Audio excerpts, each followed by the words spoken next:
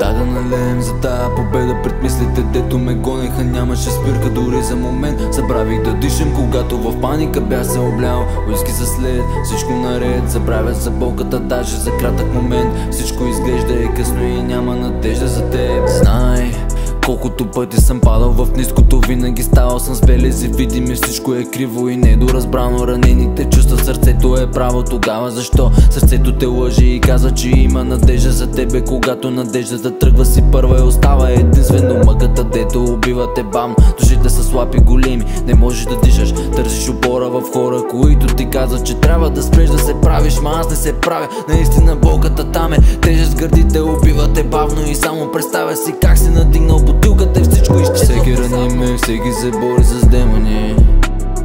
Моите демони искаха всичко в мен. Получиха всичко и пак ума ми е в плен. Моите демони.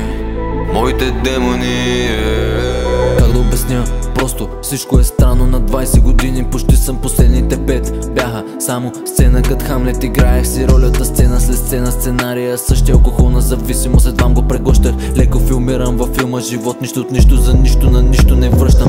Ей, вечери хиляди прекарани само с моите демони. С празното шише до леглото ми, в ушите си чувам само предай се на твоите демони.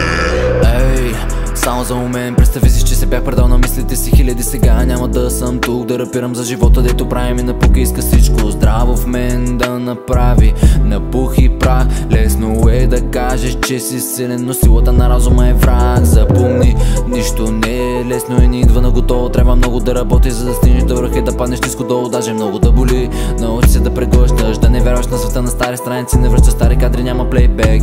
Има хъсил и умора, гренда му е майката. Няма никакво значение дали за теб или за майката. Силата е там, където имаш поглед само ти. Дори други да не вярват, вярвай ти в себе си. Унищожи тези демони, унищожи ги тези демони. Дай да налеем за тая победа пред мислите, дето ме гонеха. Нямаше спирка дори за момент. Забравих да дишам, когато в паника бях се облял. Уиски за след, всичко наред. Забравя за болката даже за кратък момент. Всичко изглежда е късно и няма надежда за теб.